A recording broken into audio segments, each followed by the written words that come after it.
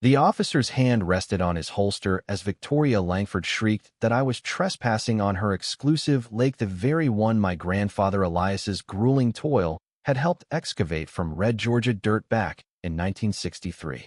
"Arrest him," she demanded, her surgically taut face twisting into smug victory, while my 78-year-old mother, gripped by dementia, sobbed hysterically, certain she was the criminal for a long-forgotten candy bar theft from 1962. Imagine some arrogant elitist weaponizing cops against your vulnerable elderly mom, all because she's fishing a spot your family has claimed for generations. Would you explode in fury? I did, and I need to know others feel this rage too. Where are you tuning in from? How many battle these HOA overlords who treat rules like weapons to crush the working class? Because this woman's tyrannical crusade didn't end in mere threats, it sent her to federal prison and left me holding the deed to her sprawling estate. Hold on tight. I'm Nathan Reeves, 52, freshly divorced. My automotive engineering career axed for some soulless AI that never agonized over child support or a leaking roof. But bots don't relocate to moms either, do they? Crawling back to my boyhood home in Brookhaven Estates screamed failure. Yet when mom began freezing car keys and mistaking me for my deceased dad, survival trumped pride. The place lingered with dad's 2018 Ghost, his cologne laced with engine grease from garage marathons. Mom's dementia swung wildly lucid tales of Brookhaven's piney origins one day, phantom dinners for dad the next. Fishing eased her haze, at the lake where Grandpa Elias ferried her as a girl in '65. Brookhaven Lake? No divine pond, it was hammered from clay by 40 laborers enduring brutal 18-hour shifts in '63 swelter. Elias, the foreman, bore permanent scars, rust-stained palms, bowed back. His photo captures it muddy triumph, hard hat askew, like he'd forged paradise. Local developers, blue-collar visionaries, granted workers eternal family access and deeds, plus equity. Your grandpa sweat for this, Dad preached, so your descendants inherit the ripples. That brittle paper was our unbreakable bond. Enter Victoria Langford, Satan's own socialite in athleisure. 68. Exiled from a Connecticut fortress after a 2019 controversy involving alleged racial profiling in her HOA reign. She plunked $1.2 million cash on the prime lakeside manor. Chaos ensued.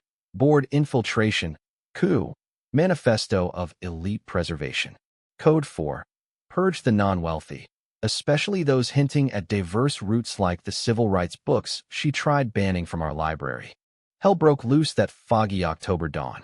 Settling mom in her chair, her hymn humming softly, when Victoria's heels stabbed the dock. Private access only, she snarled, bylaws in hand like a scepter. Dues-paying members exclusively. I hooked bait steadily. We've fished here pre your birth, Mrs. Langford. Her laugh chilled. Over. New fee, $500 yearly per user. Scanning mom disdainfully. $1,000 total. My profane refusal ignited war. Dawn next, her nephew Harlan, entitled Ivy League flop, slamming a violation notice, chipping dad's final paint layer. $250 fine, $100 daily accrual. I dove into dad's archives, unearthing the '63 covenant and Elias's 5% LLC stake, encompassing lake rights. Library copies and hand misses. Kim whispered. She axed Black History shelves. Crush her, Nathan. HOA showdown. Packed hall, Victoria throne-like. Paying up, Mr. Reeves. I flashed docs. We own access and partial lake. Her Botox cracked in fury. Irrelevant antiquity. She bulldozed the fine, decreed a keypad gate for security, ignoring cries of blocked ambulances and shattered traditions. Post-chaos, board dissenter Gloria Vargas handed me a list, evicted families. She's replicated this nightmare elsewhere. Construction invaded nightly. Gate rose in 48 hours. Steel prison. Cameras glaring. Emergency paths choked.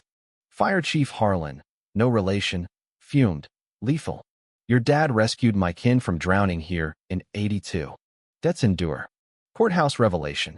LLC still held the lake, not HOA. Clerk Agnes spat. That snake probe transfers. But water's yours via shares demand audits. Calls exposed Victoria's scheme. Harassment. forced sales to her WB holdings in multiple states, reeking of classist maybe racist eviction tactics. Fees plastered doors next, her endgame. Bankrupt undesirables, snatch properties cheap. Cease and desist threaten lawsuits for conspiracy.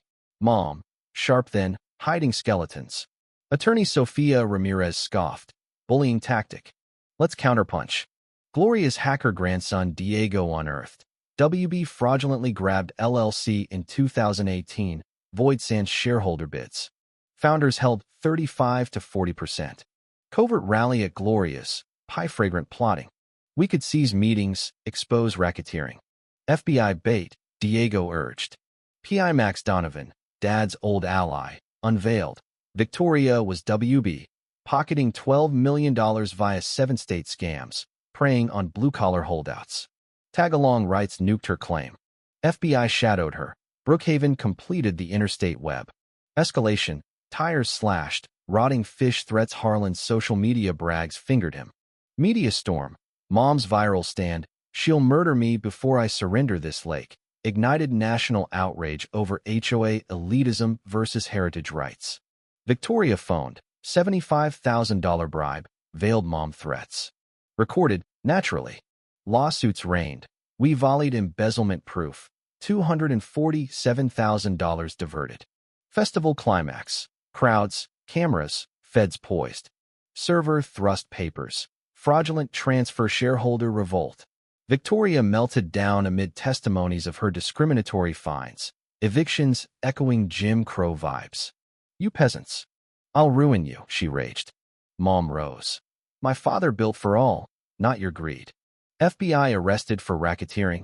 Harlan flopped fleeing. Gate toppled. Lake communal. Months later, Victoria's 12-year sentence. Assets forfeit. Restitution flowed. Her mansion? Elias Center, hosting anti-HOA clinics. I consult nationwide, battling similar tyrants. Mom fishes Sundays with kin, Fog at Bay. We reclaimed what elitists steal fight back, or they win.